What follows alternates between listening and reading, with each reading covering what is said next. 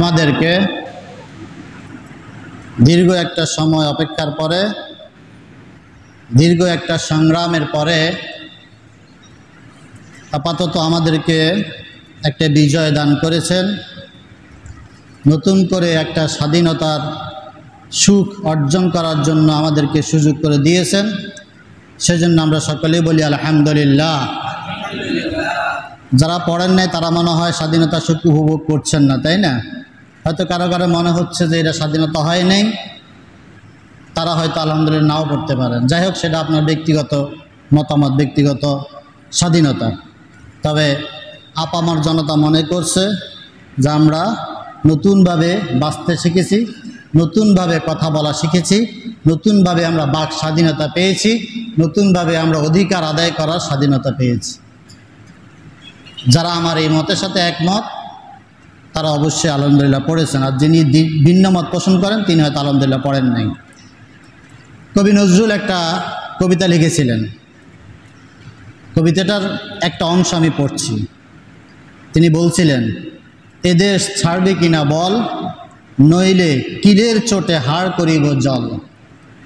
মোরা মারব মারের চোটে ভূত ভাগাবো, মন্ত্র দিয়ে নয়। মোরা জীবনভর মার খেয়েছি, আর প্রাণে নাশ হয়। ইংরেজ নীলকরদেরকে বিতাড়িত করার জন্য তিনি এই কবিতাটা লিখেছিলেন। ভাষাটা আপনারা বুঝেছেন? বলছেন যে এদেশ ছাড়বে কিনা বল। নীলকর ব্রিটিশ বলেছিল, পাকিস্তানি তাদেরকে বলেছিল যে এদেশ তোরা কি স্বেচ্ছায় ছাড়বি নাকি মার দিয়ে তোদেরকে আমি এখান থেকে ভাগাবো। আমরা অনেক সয়েছি, অনেক মার খেয়েছি, আর প্রাণে সয় না, এবার এখান থেকে ভাগ। সম্ভবত এই কবিতার যে আবেদন, সে আবেদনে উদ্দীপ্ত হয়ে আমাদের ছাত্র সমাজ, তরুণ জনতা, আবাল বৃদ্ধ বনিতা, ছোট বড়, যুবক তরুণ বৃদ্ধ সকলেই মিলে প্রচেষ্টায় আমরা একটা স্বৈরাচার মুক্ত বাংলাদেশ পেয়েছি। কিন্তু এমন একটা পরিবেশ ছিল যার ভয়, যার ভীতি মনে হচ্ছে যেন এখন আমাদের মধ্যে থেকে যায়নি। আমি যে কথাগুলো বলছি, এবং কালকে টিভিতে একজন বলছিল, একজন সাংবাদিক এটিএনের, যে আমার তো মনে হচ্ছে যে এখনও যদি আমি বাকস্বাধীনতা মানে পুরা পাইনি, এখনও কেমন যেন ভীতি কাজ করছে, যে মনে হয় যেন একটা সত্য কথা বললে, অন্যায়ের বিরুদ্ধে কথা বললে, জালিমদের বিরুদ্ধে কথা বললে, স্বৈরাচারদের বিরুদ্ধে কথা বললে এখনও হতে পারে আমার উপর আঘাত আসতে পারে, এখনও হতে পারে আমি বন্দী হতে পারি, এরকম একটা ভীতি আমাদের ভিতরে এখনও কাজ করছে। আমি গত জুমায় আপনাদের কাছ থেকে, আপনাদের মুখ থেকে, মানে আপনারা স্বেচ্ছায় হোক আর অনিচ্ছায় হোক জোর করে আপনাদের মুখ থেকে একটা কথা আদায় করেছিলাম, একটা সাক্ষী দিয়েছিলাম, যে আপনারা সাক্ষী দেন যে এই শাসক তার প্রজাদের, তার জনগণের নিরাপত্তা নিশ্চিত করতে পারে না, বরং উল্টা তার প্রশাসন দিয়ে, তার সেনাবাহিনী দিয়ে মানুষ মারতে পারে, বিশেষ করে শিশু, যুবক, কিশোরদেরকে মারতে পারে বিনা অন্যায়তে। এই শাসকের এই শাসন ক্ষমতা থাকার কোনো যোগ্যতা আছে? নাই। আপনারা অনেকে বলেছিলেন, আমি জোর করে আপনাদেরকে আদায় করেছিলাম। শুনেন, মৃত্যু আপনার গায়ে একটা আচর, আপনার উপর একটা নির্যাতন। মনে রাখবেন, ন্যায় হোক আর অন্যায় হোক, কশ্চিনকালেও আল্লাহর হুকুম ছাড়া আপনার গায়ের একটা পশম নড়ার কোনো ক্ষমতা বা অধিকার নাই। এটা মনে রাখবেন, এটা ঈমান রাখবেন। আজকে হয়তো অনেকে খুবই আনন্দ, খুবই সুখ উপভোগ করছেন, আনন্দে আত্মহারা হয়ে কি করছেন সেটাও হয়তো মাথায় রাখছেন না। কিন্তু যারা এই এখন যারা বেশি আনন্দ দেখাচ্ছেন, বেশি উৎফুল্ল দেখাচ্ছেন, বেশি স্বাধীনতা দেখাচ্ছেন, এরাই ওই সময় একটা কথা বলে নাই এই নির্যাতিত জনগণের পক্ষে। এরাই তো ওই সময় সবচেয়ে বেশি গর্তে লুকিয়ে ছিল। অথচ যারা ওই সময় কথা বলেছে, এর আগেও কথা বলেছে, প্রাণ দিয়েছে, জান দিয়েছে, তাদের নিজের জীবন দিয়েছে, আত্মীয় স্বজন জীবন দিয়েছে, তারা কিন্তু এখন ওই সুখ উপভোগ করছে না। তারা এখনো মনে করছে না যে ওই স্বাধীনতা আমরা পেয়েছি। কারণ সবেমাত্র একটা স্বৈর শাসকের পতন ঘটেছে, কিন্তু এর পরবর্তীতে এই দেশটাকে রক্ষা, এই দেশের সম্পদ রক্ষা, দেশের মানুষের সম্পদ রক্ষা, মান ইজ্জত শৃঙ্খলা রক্ষা, দেশকে গড়ে করার অনেক কাজ বাকি আছে। সেই কাজ ফালাইয়ে দিয়ে যারা এখন আনন্দ উৎসবে মেতে উঠেছেন, আপনারা বাস্তবে ওই স্বাধীনতা যুদ্ধের সৈনিক নয়, যার বাস্তব নমুনা আমি নিজের চোখে দেখেছি। প্রথম যখন ঘটনাটা শুনেছিলাম যে তিনি পদত্যাগ করেছেন আর এখান থেকে চোরের মতো পালিয়ে গিয়েছেন, তখন মনের ভিতরে যে একটা আনন্দ, এটা বলে কাউকে বোঝানো যাবে না।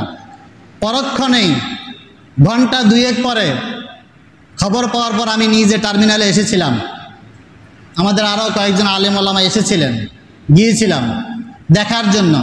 মনের ভিতরে একটা আনন্দ যে ঠিক আছে দেখি মানুষ, কারণ ৭১-এর যুদ্ধ আমরা দেখি না, শুধু কানে শুনেছিলাম। আজকে বাস্তব একটা চিত্র দেখার জন্য যে একজন স্বৈর শাসকের পতনের পরে মানুষ কী ধরনের আনন্দ করে দেখতে গিয়েছিলাম। নিজের ভিতরে একটা আনন্দ কাজ করছিল।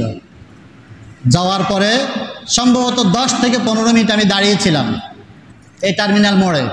আমার সাথে আরও কয়েকজন ছিলেন, তারা সাক্ষী আছেন। দেখলাম যে মিষ্টি বিতরণ চলছে, বিভিন্ন কথাবার্তা। আলহামদুলিল্লাহ, যাই হোক, যারা আনন্দিত হয়েছেন তারা মিষ্টি খাচ্ছেন, খাওয়ানো সমস্যা নেই, এটা আমি বলি না যে নিষিদ্ধ, খাওয়াইছেন। কিছুক্ষণ পরেই একটা স্লোগান আসলো। ওই স্লোগানটা শোনার সাথে সাথে আমার মনটা খারাপ হয়ে গেল। স্লোগানটা শুনেই আমি তখন আমার বাসার দিকে রওনা দিয়েছি। আমি আর ওইখানে দাঁড়াইছিলাম না, আমি মিষ্টিও খাই নাকি, আমি বাসার দিকে রওনা দিলাম। বাসায় গিয়া মনটা খুব খারাপ হয়ে গেল।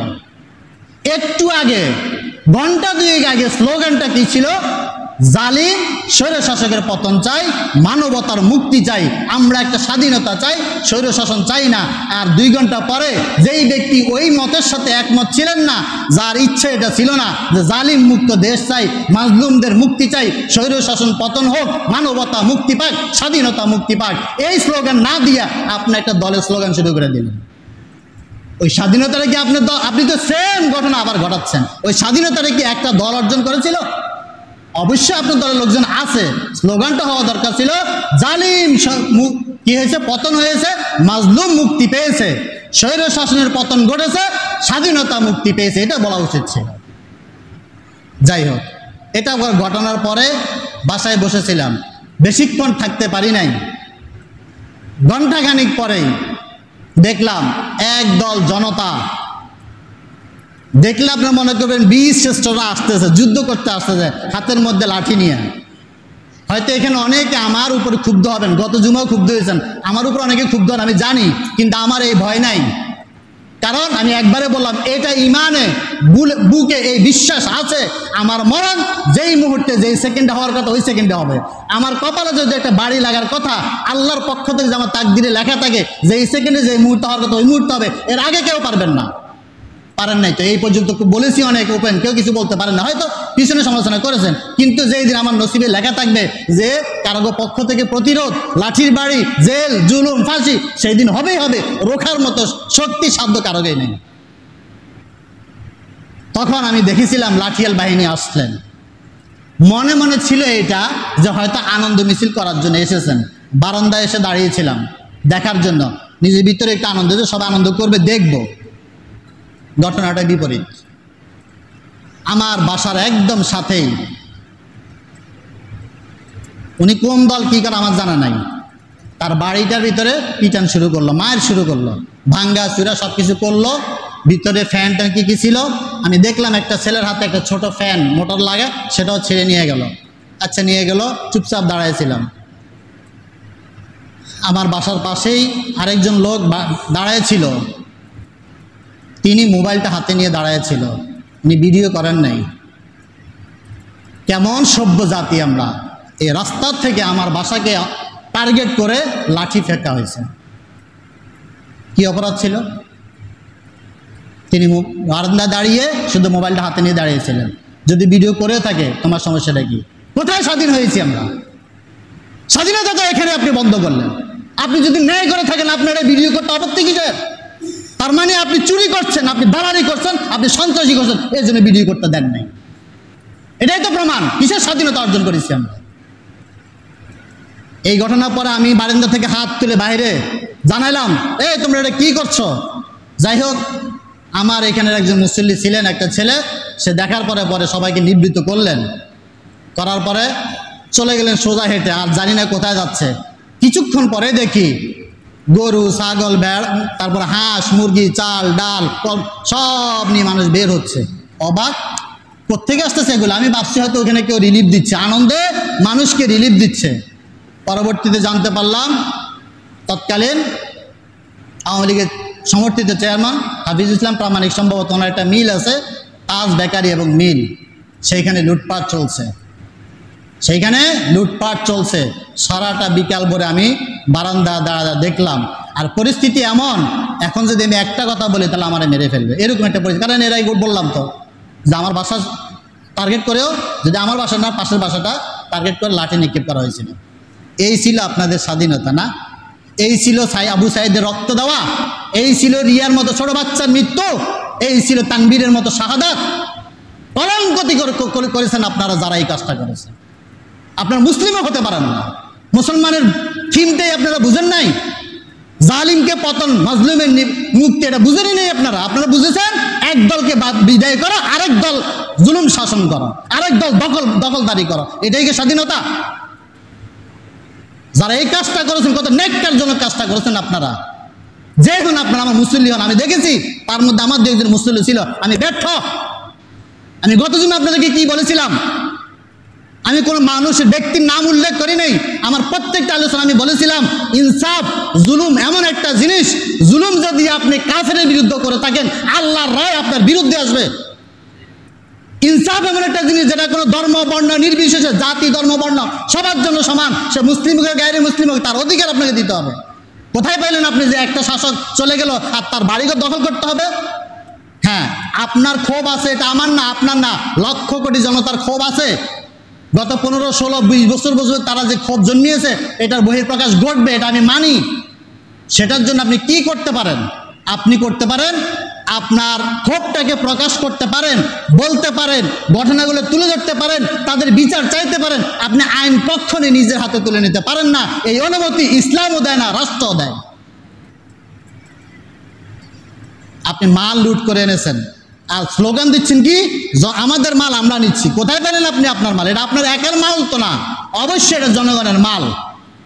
যে কম্বলগুলো বের করেছিল দেখছিলাম, এটা অবশ্যই রাষ্ট্রীয় সরকার প্রতি অনুদানকৃত, জনগণকে দেওয়ার কথা ছিল, দেয়নি, রেখে দিয়েছে।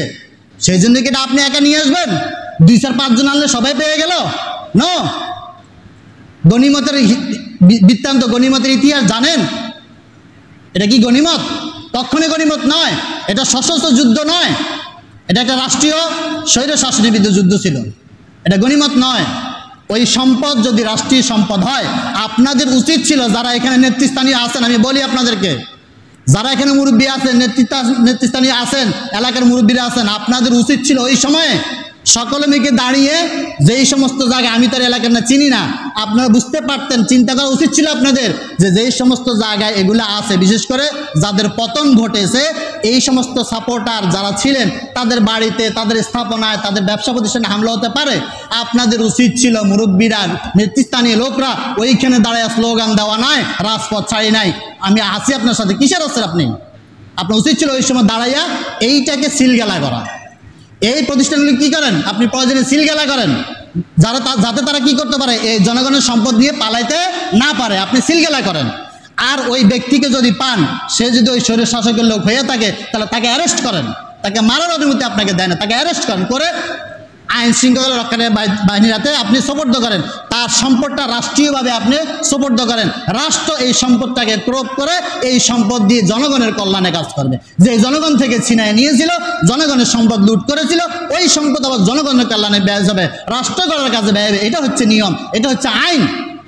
আর আপনারা পাইছেন কি, যে আপনি পাইছেন নিয়ে দৌড় দিচ্ছেন। কি করলেন? বিপরীতে কি করলেন? 2টা জিনিস করলেন।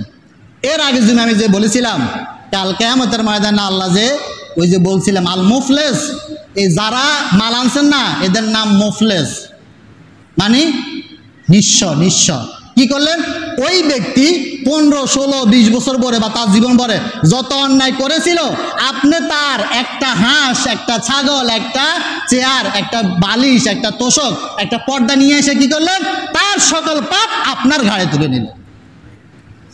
আর করলেন কি, তারে মুক্ত করে দিলেন। ওই বেটা আপনি যদি এটা ফেরত না দেন, তার যে ক্ষতিটা আপনি করেছেন, এই সম্পদের ক্ষতিটা করেছেন, কাল কিয়ামতের ময়দানে ওই ব্যক্তি যদি দাঁড়াবে তো অবশ্যই যে আমি অন্যায় করেছি, ঠিক আছে, অন্যায় করার পর ওই জিনিসটা তো আমার মালিকানা এসেছিল, ওটা নেওয়ার একমাত্র ক্ষমতা অধিকার হচ্ছে সরকারের, এটা জনগণের বিচ্ছিন্নভাবে নেওয়ার কোনো ক্ষমতা নাই। তারা আমার সম্পদ লুণ্ঠন করেছে, চোরের মাল আরেক চোরে নিয়েছে, পার্থক্যটা কি রইল? আপনি তারা মুক্ত করে দিলেন। আর যাদেরকে এই দেশ থেকে বিতাড়ন করলেন, তারা বিদেশ বৈশা হাসির ডেকুল গিলছে, হাসতেছে যে দেখ আমি বলেছিলাম না, আমার এই বিতাড়ন করে দিলে তোরা সুখে থাকতে পারবি না, দেখ আমি চলে আসছি, তোদের ভিতরে মারামারি লাগছে। ওই সিংহ শিকার করে,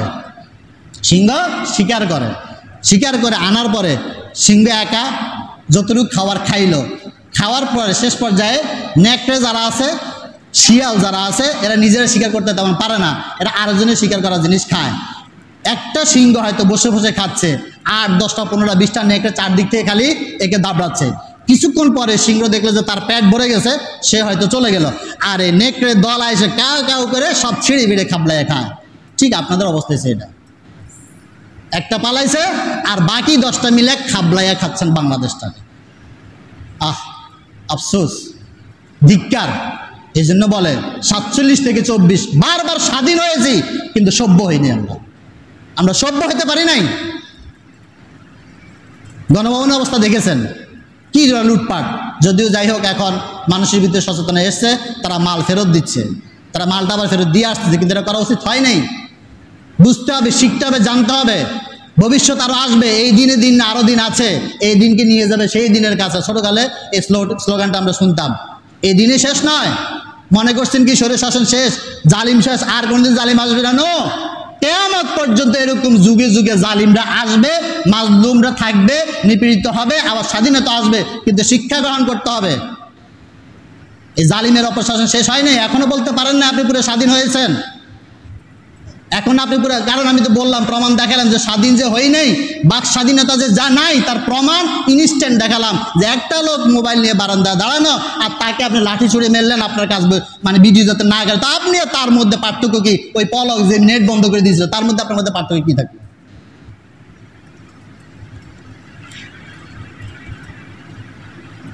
যাই হোক, সর্বশেষ সূরা আলে ইমরানের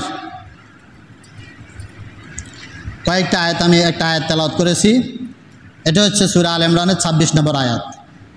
এইখানে আল্লাহ তাআলা দুনিয়ার যত রাজা, নেতা, বাদশাহ, আমির, উমারা সকলকে উদ্দেশ্য করে বলছেন। ঘটনাটা হচ্ছে, আল্লাহ রাসূল সাল্লাল্লাহু আলাইহি ওয়াসাল্লাম যখন বদরের যুদ্ধ, ওহদের যুদ্ধ, 2 যুদ্ধের পরে ইসলাম যখন মোটামুটি একটা রাষ্ট্রীয় পর্যায়ে যাচ্ছে, রাষ্ট্রীয় ক্ষমতা পাচ্ছে, আন্তর্জাতিকভাবে স্বীকৃতির দিকে যাচ্ছে, ওই সময়ে এই কাফের, ইয়াহুদি, মুশরিক সকল বিধর্মীরা একত্রিত হলো। আগে তো যুদ্ধ করেছিল শুধুমাত্র মক্কার লোকেরা, তারা বদর এবং ওহদ করার পরে দেখলো যে না, এদের সাথে পারতেছে না। এরপর এরা কি করলো, আন্তর্জাতিকভাবে ইসলাম বিদ্বেষী যতগুলো দল আছে সকলকে আহ্বান করলো। আহ্বান করে তারা একটা জোট করলো। জোট করে বলল যে এই মুসলমানদেরকে, তারা যেভাবে বিকশিত হচ্ছে আস্তে আস্তে, এদেরকে ঠেকানো যাবে না, আমরা একা পারবো না, সুতরাং আমরা একটা ঐক্য জোট করব। সর্বদলীয় ঐক্য জোট করে তারা একটা দল গঠন করে সিদ্ধান্ত নিল, এইবার সব দল মিলে মুসলমানদেরকে একদম দুনিয়া থেকে বিদায় করে দেব, ইসলামকে শেষ করে দেব। এই যখন পরিকল্পনা চলছিল, তখন আল্লাহ তাআলা রাসূলকে জিবরাইলের মাধ্যমে জানাই দিলেন যে তারা যেই পরিমাণ প্রস্তুতি নিয়েছে, কারণ শুধুমাত্র মদিনার মুসলমানরা একদিকে, আর পুরা বিশ্বজাহানের সকল ধর্মমত একদিকে হয়ে গেছে। তখন রাসূলকে বলা হলো, জিবরাইল, যে আপনি প্রস্তুতি গ্রহণ করেন এটা থেকে মোকাবেলা করার জন্য। রাসূল সাহাবীদেরকে নিয়ে পরামর্শ বসলেন কি করা যায়।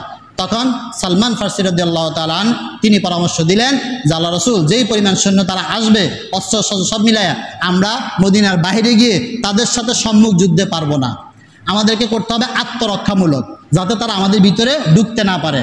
সর্বসম্মতিক্রমে মদিনার চারপাশে পরীক্ষা খাল খনন করার সিদ্ধান্ত গ্রহণ করা হলো। ওই যুদ্ধটাকে কোরআনের ভাষা বলা হয় গজওয়ায়ে আহজাব, আর এমনি বলে খন্দকের যুদ্ধ। এই যুদ্ধকালীন যখন সিদ্ধান্ত হলো যে পরীক্ষা খনন করবে, মদিনার মরুভূমি, বালু, পাহাড়, তারপর পাথর, এগুলা খনন করা অনেক কষ্টকর, সময়ও কম। তারপরে রাসূল সিদ্ধান্ত ক্রমে প্রতি 40 হাত 10 জন করে ভাগ করে দিলেন, 40 হাত করে খনন করবে। কাজ শুরু হয়ে গেল। এক পর্যায়ে গিয়ে এমন বড় একটা পাথর, যে পাথরটা তারা সরাইতে পারতেছিলেন না, তখন রাসূলকে ডাকা হলো। রাসূল আয়েশা নিজের হাতে কুড়াল নিয়ে একটা বাড়ি দিলেন, দেওয়ার সাথে সাথে পাথরটা ভেঙে গেল, মাঝখান থেকে একটা বিদ্যুৎ চমকায় উঠল। রাসূল তখন বললেন যে এই আলো যারা বের হয়েছে, এর আলোর মাধ্যমে আল্লাহ তাআলা আমাকে রোম এবং পারস্য দেখাচ্ছে, মুসলমানরা কোনো একদিন ইসলামের এই আলো নূরটা রোম এবং পারস্য পর্যন্ত পৌঁছে যাবে। আবার আঘাত করলেন, আবার অগ্নিস্ফুলিঙ্গ বিদ্যুৎ চমকালো। রাসূল বলবেন সিরিয়া, মিশর সব মুসলমানদের করায়তলে চলে আসবে। মদিনার ইহুদি নাসারা মুনাফিক যেগুলো ছিল, এরা সেনা ঠাট্টা করছে, কয় এই মুসলমান কয় কি, মদিনার মক্কার এই কয়টা লোকে যুদ্ধ ঠেকানোর জন্য না খায়া না দেয় এক গর্ত খনন করে, মাটি খনন করে, আর এরা বলে রোম পারস্য বলে জয় করবে, সিরিয়া বলে জয় করবে। এটা কি কোশ্চিনকালে সম্ভব? ওই মুহূর্তে আল্লাহ তাআলা এই আয়াতটা নাজিল করে দিলেন রাসূলের উপরে, যাতে রাসূল ব্যথিত না হয়, হতাশা না হয়, মুমিনগণ যেন হতাশা না হয়। আল্লাহ তাআলা সেই দিন বললেন কুলিল্লাহুম্মা মালিকাল মুলক, দোয়ার সুরে, একেতে দোয়া, দ্বিতীয়ত রাসূলকে জানায় দেওয়া কি, কুলিল্লাহুম্মা মালিকাল মুলক, বল রাসূল আপনি বলে দেন, যারা আজকে আপনাকে নিয়ে ঠাট্টা মশকরা করছে যে আপনি পারবেন না, এই গুটি কতক লোক নিয়ে এই যুদ্ধে ঠেকাতে পারবেন না, রোম পারস্য কিভাবে বিজয় করবেন, তাদেরকে জানায় দেন আল্লাহুম্মা মালিকাল মুলক, হে আল্লাহ তুমি তো হলা মালিকাল মুলক, সকল রাজার রাজা, সকল ক্ষমতার উৎস, সকল ক্ষমতার কেন্দ্রবিন্দু হচ্ছে তুমি। তুতিল মুলকা মান তাশা, তুমি যাকে ইচ্ছা তাকে রাজত্ব দাও। কারণ প্রেসিডেন্টে তো আরেকজনকে, কালকে যেমন শপথ গ্রহণ করলো, কে দিল? প্রেসিডেন্ট প্রধান উপদেষ্টাকে নিয়োগ দিল, তাহলে ক্ষমতাটা প্রেসিডেন্ট দিল, তাহলে এই প্রধান উপদেষ্টার চেয়ে বেশি ক্ষমতাবান কে? প্রেসিডেন্ট। ঠিক সকল দুনিয়ার যত রাজত্ব, দুনিয়ার বাহিরে যত রাজত্ব, সকল রাজার রাজা, সকল রাজার প্রেসিডেন্ট হলেন তিনি, শাহেনশাহ হলেন আল্লাহ তাআলা। সুতরাং তিনি যেহেতু চিরশাশ্বত এবং তিনি সমস্ত ক্ষমতার মালিক, তিনি তার ক্ষমতাটাকে ভাগ করে দেন কাকে কাকে দেওয়া যায়। এই জন্য তুতিল মুলকা মান তাশা, যাকে ইচ্ছা সেটা আপনিই ক্ষমতা দান করেন। ওয়াতানজিউল মুলকা মিম্মান তাশা, আবার যার থেকে ইচ্ছা মুহূর্তের ভিতরে ক্ষমতাটা বাজপাখির মতো ছিনিয়ে নিয়ে যান, যেভাবে দেন ওইভাবে ছিনে নিয়ে যান। দিতেও সময় লাগে না, নিতেও সময় লাগে না। অত ইজ্জু মান তাশা, আবার কাউকে আপনি সম্মান দান করেন যাকে ইচ্ছা, অত জিল্লু মান তাশা, আবার কাউকে অপমানিত করেন। দুইটার সাথে সমন্বয় কি? তুতিল মুলকা, যাকে রাজত্ব দান করেন তাকে সম্মান দান করেন, আর যার কাছ থেকে রাজত্ব ছিনায় নেন তাকে অপদস্থ করেন। বিয়াদিকাল খায়র, সকল কল্যাণ আপনার হাতে। ইন্নাকা আলা কুল্লি শাইইন কাদির, সকল শক্তি, সকল ক্ষমতার একমাত্র একচ্ছত্র মালিক আপনি। এই আয়াতটা নাজিল হয়েছিল। অর্থাৎ আল্লাহ তাআলা দুনিয়াতে মানুষকে শক্তি, ক্ষমতা, রাজত্ব, কর্তৃত্ব, নেতৃত্ব এগুলো দেন, যাকে ইচ্ছা দান করেন। সেটা জালিমও হতে পারে, মাজলুমও হতে পারে, সেটা দ্বীনের হতে পারে, বেদিনও হতে পারে, কাফের হতে পারে, মুসলিমও হতে পারে। ক্ষমতাটা দেন, দেওয়ার পরে যখন দেখেন যে একটা সময় নির্ধারিত করে দেন যে এই সময় পর্যন্ত তাকে দেওয়া হলো, ওই সময়ের ভিতরে যদি ক্ষমতাটাকে সঠিক কাজে ব্যয় করা হয়, ক্ষমতাটাকে যদি মানুষের কল্যাণে, যেই মালিক ক্ষমতাটা দিয়েছেন, যেই প্রেসিডেন্ট ক্ষমতাটা দিয়েছেন, ওই প্রেসিডেন্টের আইন অনুযায়ী যতক্ষণ চলে ততক্ষণ থাকে, যখন দেখে বিপরীত যায় আর ততক্ষণ সে সম্মানের সাথে থাকে, আর যখন দেখে বিপরীত চলে গেছে তখন আর ক্ষমতা থাকে না, সম্মানও থাকে না। ঠিক কালকে শপথ বাক্যে কি পাঠ করাইলো?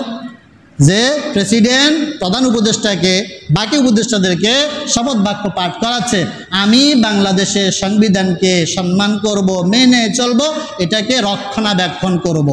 এই শপথ যখন করছেন, যতক্ষণ আপনি মানবেন ততক্ষণ আপনি প্রেসিডেন্টের কর্তৃক দেওয়া এই নেতৃত্বে ক্ষমতার সম্মান মর্যাদার সাথে পালন করবেন। যখন আপনি সংবিধানকে ছুঁড়ে ফেলে দিবেন, সংবিধানকে নিজের ইচ্ছা মতো ব্যবহার করার জন্য চেষ্টা সাধন করবেন, তখন এরকম ঝাঁটার পিঠা খাইয়া দেশ থেকে বিতাড়িত হতে হবে। ঠিক কিনা? তো প্রেসিডেন্ট এই সংবিধান, বাংলাদেশের সংবিধান, যেটা মানব রচিত সংবিধান। বাংলাদেশের সংবিধান কিসের রচিত বলেন? মানব রচিত। বলেন কথাটা, মানব রচিত। এটা কোরআন হাদিস মতো নয়, এটা মানব রচিত, মানুষের রচিত। তো মানব রচিত সংবিধান যদি আপনি না মানেন, তাহলে যদি আপনার ঝাঁটাপিটা খেতে হয়, এরকম চোরের মতো পালাইতে হয়, তো আল্লাহ কর্তৃক সংবিধান যেটা দেওয়া হয়েছিল সেই সংবিধান যদি আপনি না মানেন, তাহলে আল্লাহর পক্ষ থেকে ঝাঁটাপিটা খেয়ে আপনাকে বের হতে হবে। সুতরাং আজকে যারা দায়িত্বে আসছেন, ভালো মন্দ মিলিয়ে থাকতে পারে এবং আছে। সবাই যে বলো আমি বলবো না, সবাই যে আল্লাহর ওই সংবিধানের পক্ষে তা আমি বলবো না, কারণ আসলে নেই। যাই হোক, তারপরও জাতির এই ক্রান্তি লগ্নে যারা এসেছেন, দায়িত্ব নিয়েছেন, ছাত্র সমাজ যাদেরকে যোগ্য মনে করেছেন তাদেরকে দায়িত্বটা দিয়েছেন, আমার উদাত্ত আহ্বান, আমি খুব ছোট মানুষ, অনেক দূরের, আমার এই বাণী তাদের কাছে নাও পৌঁছতে পারে, কিন্তু আল্লাহর দরবারে রেকর্ড হবে যে আমি আমার কথাটা বলে দিয়েছি। আর আমরা কি মানুষ জানেন? এখন অনেকের মনে প্রশ্ন আসবে, হুজুরা খালি সমালোচনা করেন। শুনেন, আমরা হলাম কোন পার্সন? আমি কোনোদিন রাজনীতি করা, ক্ষমতা যাওয়া, এমপি হওয়ার এই ইচ্ছা আমার নাই, চেয়ারম্যান হওয়ার ইচ্ছা আমার নাই। আমার একটাই দায়িত্ব হচ্ছে, দেখবেন সমাজে কিছু ব্যক্তি থাকে যাদেরকে আমরা সুশীল সমাজ বলি অনেক সময়, তারা কোনো রাজনৈতিক দলের সাথে সরাসরি জড়িত থাকে না। এদের কাজে হচ্ছে রাজনীতি নিয়ে আলোচনা, সমালোচনা, পর্যালোচনা করা। ঠিক বাংলাদেশের এবং বিশ্বের আলেম ওলামা, বিশেষ করে যারা মসজিদের দায়িত্বে, যারা মাহফিল করেন, এদের মূল দায়িত্ব হচ্ছে ওই সুশীল সমাজের মতো যে সমাজের যত রকমের অন্যায়, অবিচার, জুলুম, নিপীড়ন আছে এগুলার বিরুদ্ধে কথা বলা, যারা আছেন তাদের সমালোচনা করে তাদেরকে সঠিক পথটা দেখায় দেওয়া। চলবেন কি চলবেন এটা আপনার বিষয়, কিন্তু আমার দায়িত্ব শুধু বলে দেওয়া, আমার দায়িত্ব কি শুধু বলে দেওয়া। আর অ্যাজ এ মুসলিম আমি সবসময় আমার মালিক যেহেতু আল্লাহ, আমার রব যেহেতু আমার আল্লাহ, আমার আদর্শ যেহেতু মোহাম্মদ, আমার দিন যেহেতু ইসলাম, আমার সংবিধান যেহেতু কোরআনকে আমি মানি, সুতরাং সর্বসময় যেই ব্যক্তি, যেই পার্সনে ক্ষমতায় আসুক না কেন, আমি সর্বসময় তাদেরকে বলবো যে আপনি কোরআন মতো চালান, কোরআনকে সংবিধান বানানো, চিরজীবন বলতেই থাকবো। এটাই আমার দায়িত্ব এবং সকল আলেমের এটাই দায়িত্ব। কে ক্ষমতা আসলে আমার দেখার বিষয় না। হেফাজতের আমির ক্ষমতা আসুক, জামাতের আমির ক্ষমতা আসুক, আসলে যে আমার কথা বলা বন্ধ হয়ে যাবে, নো। কারণ সে ব্যক্তি কোনো সময়ে বিপদগ্রস্ত হতে পারে, শয়তান তাকে ক্ষমতার লোভে, ক্ষমতার পাওয়ারে, চেয়ারের পাওয়ারে তাকে বিপদগ্রস্ত করতে পারে। এই জন্য মুসলিমের দায়িত্ব, সাধারণ আলেমদের দায়িত্ব, আমাদের দায়িত্ব হচ্ছে তাদেরকে সঠিক পথ দেখানো, সবসময় কানের ভিতরে কথা বলা, আল্লাহর বিধান থেকে, ইসলাম থেকে, কোরআন থেকে কখনোই সরবেন না। এটা আমাদের সবসময় দায়িত্ব। আমরা এই কথা বলেই যাব, যে ব্যক্তি ক্ষমতা আসুক না কেন, আমার কিচ্ছু আসবে না, আমার বাপ হোক, খালু হোক, আর আত্মীয় হোক। সুতরাং সেই দায়িত্ববোধ থেকে বলছি, যারা আজকে ক্ষমতায় আসছেন, দায়িত্ব নিয়েছেন, দেশটাকে গঠন করবেন। অবশ্যই বাংলাদেশ একটা অসাম্প্রদায়িক দেশ।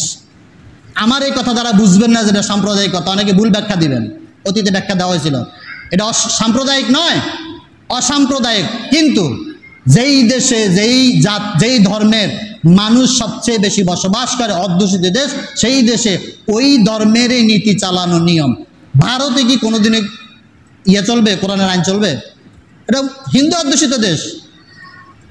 বাংলাদেশ হচ্ছে মুসলিম অধ্যুষিত, বলা হয় 90% মুসলমানের দেশ। তাহলে অবশ্যই এই দেশে ইসলাম থাকবে, কোরআন থাকবে, আল্লাহর বিধান থাকবে, এটাই আমরা চাইব। হ্যাঁ, কোরআন কি, ইসলাম কি কখনোই বিধর্মীদেরকে বের করে দিতে বলেছে? নো। তাদের উপর অত্যাচার করতে বলছে না, তাদের মন্দির পুড়িয়ে দিতে বলছে না। রাসূলের ভাষা, কখনোই তুমি অন্য কোনো উপাস্যকে, অন্য কোনো উপাসনার ধর্মালয়কে কখনোই ছোটখাটো করবে না, গালি দিবে না, তাহলে ওই ব্যক্তি তোমার রবকে গালি দিবে, তোমার ধর্মকে গালি দিবে। এটা ইসলাম শিখায়। রাসূল মক্কা বিজয়ের পরে কি করেছিলেন? প্রতিশোধ নিয়েছিলেন? নো।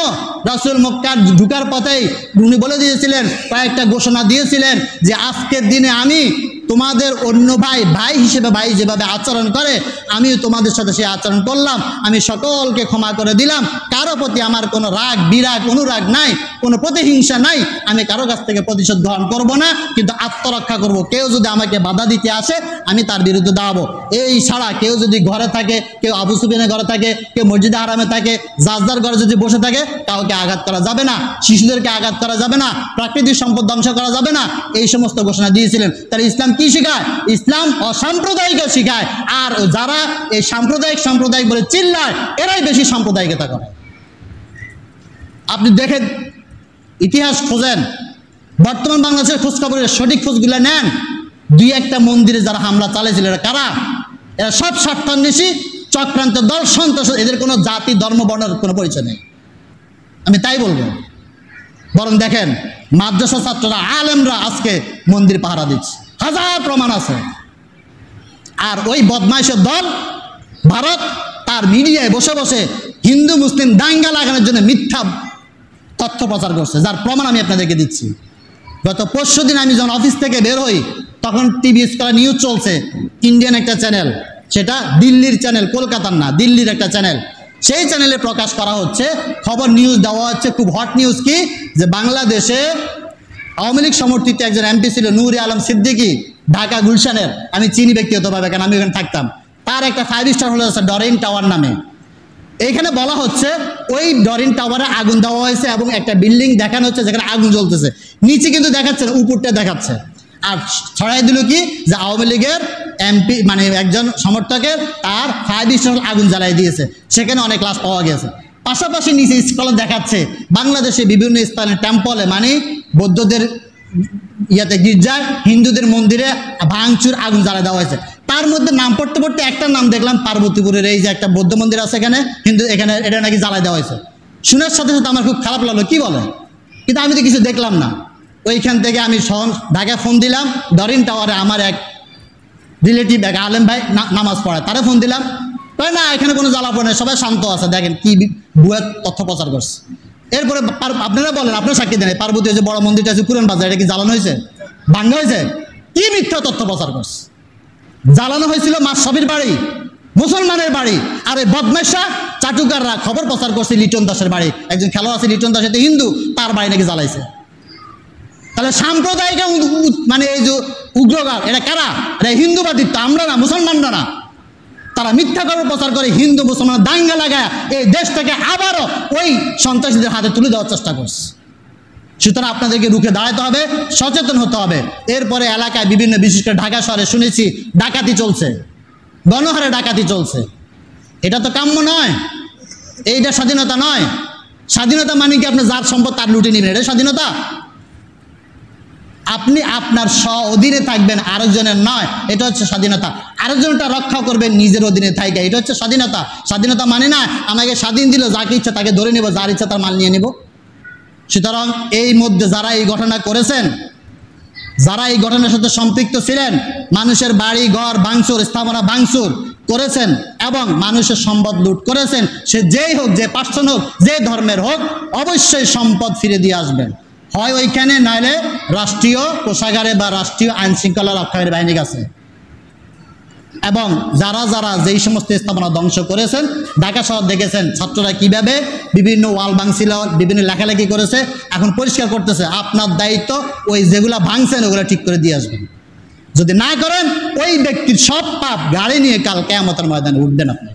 এটা আমার কথা না, এর আগে বলেছিলাম, ইয়াউমা তাজিদু কুল্লু নাফসিন মা আমিলাত মিন খায়রিন মুহদারা আমা আমিলাত মিন সু, যত অন্যায় কাজ করবেন সব নিয়ে কাল কিয়ামতের ময়দানে দাঁড়াইতে হবে। সুতরাং স্বাধীন হওয়া মানে মানুষের জিনিস লুটপাট করা নো, কখনোই এটা ইসলাম এবং রাষ্ট্র সম্মতি দেয় না। সর্বশেষ একটা কথা বলবো, ছোট্টকালে একটা কবিতা পড়েছিলাম, কবিতাটার নাম হচ্ছে উত্তম এবং অধম। অনেকে জানবেন যারা আমাদের লেভেলে বা আগের পর্যায়ে। যদিও কবিতাটা এখানে লেখক দেখাইছে সত্যেন্দ্রনাথ দত্ত, একজন হিন্দু, কিন্তু এই কবিতার মূল লেখক হচ্ছেন শেখ সাদি রহমতুল্লাহ আলাইহি। তিনি মূলত এই কবিতাটা উর্দু ভাষায় লিখেছে, ফার্সি ভাষায় লিখেছিলেন, পরে এটাকে সত্যেন্দ্রনাথ দত্ত বাংলা অনুবাদ করেছে, নাম দিয়েছে উত্তম এবং অধম। এই উত্তম অধমের ভিতরে একটা ব্যক্তির কাহিনী, সে রাস্তায় কুকুর তাকে কামড় দিয়েছিল, দেওয়ার পরে যন্ত্রণায় বাসায় আসার পরে মেয়েরে বলছে আমাকে রাস্তায় কুকুর কামড় দিয়েছে। মেয়ে আফসোস করে বলছে কুকুর তোমাকে কামড় দিয়েছে তো তোমার কি দাঁত নাই, তুমি তো একটা কামড় দিয়ে আসতে পারবা, কারণ তার মেয়েটা খুব ছোট, 4 বছর একটা বাচ্চা।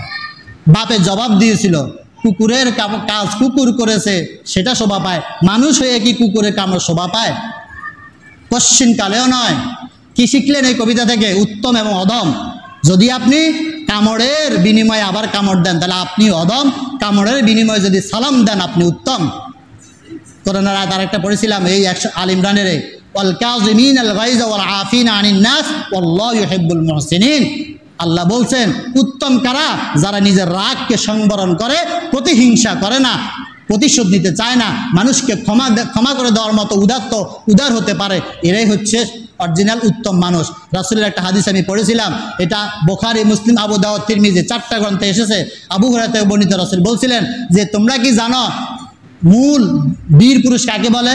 তখন সাহাবীরা বলেছিলেন যেই ব্যক্তি যুদ্ধে আরেকজনকে পরাজিত করতে পারে সে হইল আসল বীর। রাসূল বললেন নো, লাইসা শাদীদু বিসসুরাতে, প্রতিশোধ নেওয়ার মাধ্যমে মল্লযুদ্ধে, হাতের যুদ্ধে আরেকজনকে পরাজিত করার নাম বীর মুক্তিযোদ্ধা নয়, বীরত্ব নয়। বীরত্ব হচ্ছে যেই ব্যক্তি রাগের সময় নিজেকে কন্ট্রোল করতে পারে, নিজেকে দমাইতে পারে। আপনার ক্ষোভ অবশ্যই আছে আমি বলি, কিন্তু এই ক্ষোভটাকে সংবরণ করে মানুষকে ক্ষমা করে দেওয়াটা হচ্ছে বীরের পরিচয়। সুতরাং আজকে আমাদের দাবি আমরা সকলে ক্ষমা সুন্দর দৃষ্টি সবাই দেখবো। তবে যারা অপরাধ করেছে, অন্যায় করেছে, জুলুম করেছে, অবশ্যই তাদের বিচার করতেই হবে। তবে আইন নিজের হাতে তুলে নেওয়া যাবে না। যাদেরকে আপনারা পাবেন এরকম এই সময় এরকম অন্যায় অবিচার করেছে, সে পুলিশ হোক, র্যাব হোক, উপজেলা চেয়ারম্যান হোক, মেম্বার হোক, আর একজন সাধারণ পাবলিক হোক, সমর্থক হোক, যদি আপনাদের উপরে এলাকায় অন্যায় অবিচার করে থাকে, মানুষ মেরে থাকে, মানুষকে হয়রানি করে থাকে, মানুষের অধিকার নষ্ট করে থাকে, তাকে ধরে আইন শৃঙ্খলা রক্ষাকারী বাহিনীর হাতে সোপর্দ করবেন, থানায় দিবেন, সেনাবাহিনীর কাছে দিবেন, নিজের হাতে আইন তুলে নিবেন না, দিয়ে তাদের যথাযথ বিচার করতে হবে। এবং বর্তমানে যারা রাষ্ট্র ক্ষমতায় গিয়েছেন তাদের প্রতি আমাদের আহ্বান, এই সমস্ত ঘটনার সুষ্ঠু তদন্ত করে, নিরপেক্ষ তদন্ত করে, এগুলার সঠিক বিচার করে এই মানুষকে মুক্ত করেন, মানুষের ক্ষোভটাকে প্রমোশন করেন যে এদের বিচার করা হয়েছে। এবং সেটা ওপেন থাকতে হবে, গোপন নয়। ওই যে আপনি গোপনে বললেন বিচার করে ফেলেছেন, না, মানুষকে জানাইতে হবে এই লোক এই কারণে দণ্ডিত হয়েছে, তার দণ্ড কার্যকর করা হয়েছে, এটা মানুষকে জানাইতে হবে। তাহলে মানুষের ক্ষোভ প্রমোশিত হবে। আল্লাহ তাআলা আমাদেরকে এই যে বর্তমান পরিস্থিতি, এই পরিস্থিতি শান্ত থেকে ধৈর্য সহকারে আমরা যেন মোকাবেলা করে আবার যেন আমাদের ঘাড়ে আবার স্বৈরশাসন না চাপে, আবার যেন আমাদের বাক স্বাধীনতা বন্ধ না হয়, আবার যেন আমার সম্পদ, আমার সন্তান, আমার দেশ যাতে আবার এদের হাতে কবলে না পড়ে, এই বিষয়ে সজাগ থাকবেন। আল্লাহ তাআলা আমাদের সকলকে ধর্ম বর্ণ নির্বিশেষে একত্র হয়ে কাজ করার, দেশ গড়ার, নিজেদেরকে রক্ষা করার তৌফিক এনায়েত করেন। সকল বলি আমিন। সুবহানাল্লাহ।